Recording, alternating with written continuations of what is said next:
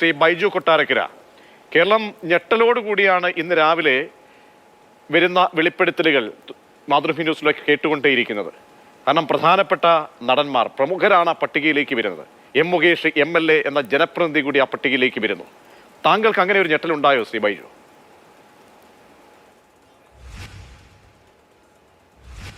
കാരണം ഈ കാര്യങ്ങളൊക്കെ അറിയാവുന്നതുകൊണ്ട് ഞെട്ടിയിട്ട് കാര്യമില്ലെന്നറിയാം. അതുകൊണ്ട് ഇത് വരുമ്പോൾ പ്രത്യേകിച്ച് ഞെട്ടലൊന്നുമില്ല. ഇനി ആര് എന്നുള്ളത് മാത്രമേ ഉള്ളൂ പ്രജേഷ്. അതായത് ഈ കുറച്ച് ദിവസങ്ങളായിട്ട് ഈ പേരുകൾ ഇപ്പോൾ ഇന്നും ഇന്നലെ അല്ലല്ലോ തുടങ്ങിയത്, ഒരു 3-4 ദിവസങ്ങളായി തുടങ്ങിയിട്ട്. പക്ഷേ ഇത് വർഷങ്ങൾക്ക് മുമ്പ് തന്നെ മലയാള സിനിമാ മേഖലയിൽ കേട്ടു തുടങ്ങിയതും ചിലതൊക്കെ വളരെ അടുത്തറിയാവുന്ന പല കാര്യങ്ങളുമുണ്ട്. ആ കേട്ടു തുടങ്ങിയ കാര്യങ്ങളുമൊക്കെ പല സ്ത്രീകളും ഇത് അടക്കി പിടിച്ചിരുന്ന കാര്യങ്ങളാണ്. കാരണം അവരിത് പുറത്തു പറഞ്ഞാൽ അവർക്ക് സിനിമയിൽ അവസരമുണ്ടാവില്ല, അവരെ സിനിമയിൽ നിന്ന് പുറത്താക്കും. ഇതൊക്കെ പറഞ്ഞു കഴിഞ്ഞത് വലിയ ദൂഷ്യമില്ലാതെ പണ്ട് മുതലേ ഉണ്ട്. ഇപ്പോഴെന്താണ് പ്രത്യേകത എന്നൊക്കെ പലരും ചോദിക്കുന്നുണ്ട്. എങ്കിൽ പോലും ഞാൻ പറഞ്ഞത് ഈ കാലഘട്ടത്തിൽ ഇത് കാലഘട്ടം തന്നെ മാറിപ്പോയി. ഇപ്പോഴത്തെ കുട്ടികളൊക്കെ വളരെ സ്മാർട്ടായി സിനിമയിൽ വരുന്ന ആളുകളാണ്, നല്ല കുടുംബങ്ങളിൽ നിന്ന് വരുന്ന ആളുകളാണ്. എന്ന് വെച്ചാൽ നേരത്തെ വന്നവർ നല്ല കുടുംബങ്ങളിൽ നിന്ന് വന്നവരല്ലെന്നല്ല, പക്ഷേ സിനിമയ്ക്ക് വേണ്ടി പല അഡ്ജസ്റ്റ്മെൻറ്റും തയ്യാറായേക്കുന്ന ഒരുപാട് ആളുകളെ എനിക്കറിയാം. അതുകൊണ്ട് അത് അങ്ങനെയുള്ള കാര്യങ്ങളിലേക്കല്ല പോകുന്നത്. ഒരാളുടെ സമ്മതമില്ലാതെ ഒരാളെ കയറി പിടിച്ചു, അവരെ ബലാത്സംഗം ചെയ്തു, മറ്റേത് ചെയ്തു, മറിച്ച് ചെയ്തു എന്നൊക്കെ പറഞ്ഞ് ഇങ്ങനെ ഈ പരാതികളിങ്ങനെ വരുമ്പോൾ ഇതിനകത്ത് ഏറ്റവും കൂടുതൽ വരുന്നത് താരങ്ങളുടെയും സംവിധായകരുടെയും പേരുകളാണ്. ഈ താരങ്ങളുടെയും സംവിധായകരുടെയും പേരുകൾ ഇങ്ങനെ വരുമ്പോൾ ഇതിൻ്റെ അമ്മയുടെ, അതായത് AMMAയുടെ ജനറൽ സെക്രട്ടറി ആയിരുന്ന സിദ്ദിഖിന് മേൽ ആദ്യം ആരോപണം വരുന്നു. അതും വളരെ ശക്തമായ ഒരു ആരോപണം വരുന്നു. സിദ്ദിഖ് എന്ത് പഞ്ചാര വർത്തമാനമാണെന്ന് പത്രസമ്മേളനത്തിൽ പറഞ്ഞത്. വളരെ തന്മയത്തോടെ ഏതാണ്ട് ഓസ്കാർ അവാർഡ് വരെ കൊടുക്കാവുന്ന രീതിയിലുള്ള അഭിനയമായിരുന്നു സിദ്ദിഖ് അവിടെ കാഴ്ചവെച്ചത്. അങ്ങനെ സിദ്ദിഖ് അത് പറഞ്ഞ് തൊട്ടു പിന്നാലെ ഈ ആരോപണം വന്നു കഴിഞ്ഞപ്പോൾ സിദ്ദിഖ് രാജിവെച്ചു. പിന്നാലെ രഞ്ജിത്ത് വരുന്നു. അതിനു മുമ്പ് അതേ സ്ഥാനത്തിരുന്ന മറ്റൊരു സംവിധായകൻ്റെ പേര് വന്നിരുന്നു. അങ്ങനെ എത്രയോ പേർ ഇപ്പോൾ തുരുതുരാ പേരുകൾ ഇങ്ങനെ വന്നുകൊണ്ടേയിരിക്കുന്നു. ഇതിൽ അന്വേഷണം വളരെയധികം അത്യാവശ്യമാണ്. സത്യസന്ധമായ അന്വേഷണം തന്നെ അത്യാവശ്യമാണ്. ഈ അന്വേഷണം നടത്തി ഇതിനകത്ത് വെറുതെ പറയുന്ന ചില 1-2 കാര്യങ്ങൾ ഉണ്ട് എന്ന് ചില ആളുകളുടെ സംസാരം കേൾക്കുമ്പോൾ നമുക്ക് തോന്നും. പക്ഷേ ബാക്കിയൊന്നും നിഷേധിച്ച് കളയാൻ പറ്റുന്ന കാര്യങ്ങളല്ല. ഈ വെറുതെ പറയുന്നു എന്ന് പറയുന്നത് എന്നെ എന്നോട് ഇങ്ങനെ ചോദിച്ചു, അല്ലെങ്കിൽ എന്നോട് ഇങ്ങനെ പറഞ്ഞു, എൻ്റെ ശരീരത്ത് തൊട്ടിട്ടില്ല പക്ഷേ ഇങ്ങനെ പറഞ്ഞതേ ഉള്ളൂ എന്നൊക്കെ പറയുന്ന ചില കാര്യങ്ങൾ, അതൊക്കെ ഒരു ബാലിശമാണ്. അല്ലാതെ എന്നെ കയറി പിടിച്ചു, അല്ലെങ്കിൽ എൻ്റെ അനുവാദമില്ലാതെ എന്നെ ഇങ്ങനെ ചെയ്തു, ഇതൊക്കെ കുറ്റങ്ങൾ തന്നെയല്ലേ? കുറ്റമല്ലാതാവുന്നുണ്ടോ? അതാണ് സിനിമയിൽ അവസരം കൊടുക്കാൻ ഒരു കാര്യം. കാരണം മുകേഷിനെതിരെ ഉയർന്നിരിക്കുന്ന ആരോപണം വളരെ ഗുരുതരമെന്ന് താങ്കൾ കരുതുന്നുണ്ട്. കാരണം രണ്ടാമത്തെ ഒരു ആരോപണമാണ് വെളിപ്പെടുത്തലായി വരുന്നത്. ആ വരുന്നതിന്റെ ഇന്നത്തെ ഒരു ഗ്രാവിറ്റി നോക്കുമ്പോൾ ഒരു സ്ത്രീക്ക് കേൾക്കാൻ കഴിയാത്ത വിധം ഉള്ളിലേക്ക് തറയ്ക്കുന്ന രീതിയിൽ കിടപ്പറ പങ്കിടാത്തതിന് കൂരമ്പുകൾ പോലെ അങ്ങേയറ്റം ഒരു മനുഷ്യൻ പറയാൻ പറ്റാത്ത അത്ര വാക്കുകളാണ് ആ ജനപ്രതിനിധിയുടെ ഭാഗത്തു നിന്നും ഉണ്ടായിരിക്കുന്നത്. അതെത്രത്തോളം ഗൗരവമേറിയതാണ് ബൈജു?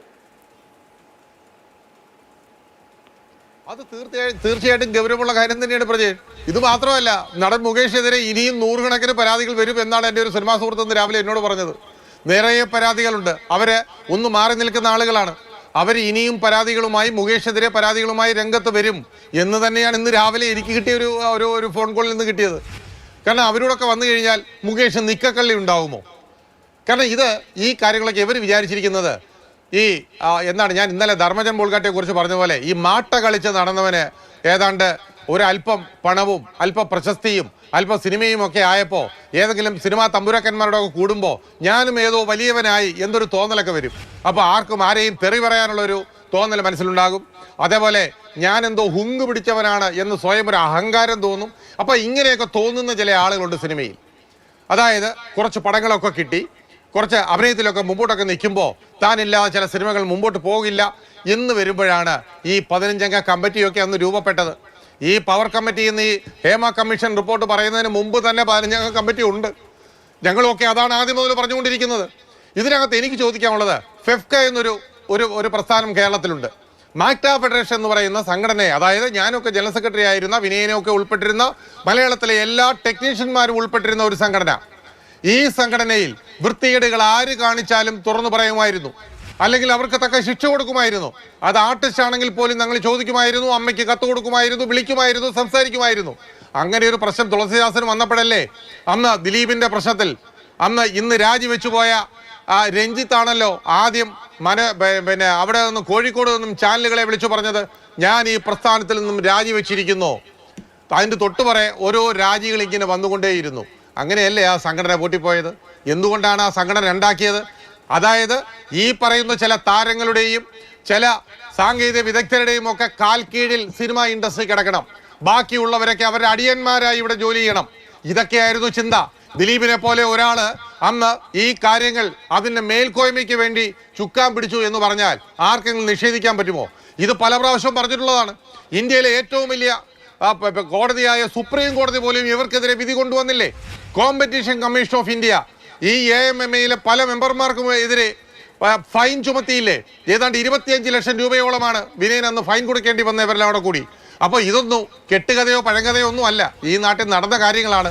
അത് കഴിഞ്ഞതിന് ശേഷവും ഈ അടിച്ചമർത്തലുകളും ഇതുമെല്ലാം തുടർന്നുകൊണ്ടേയിരിക്കുന്നു.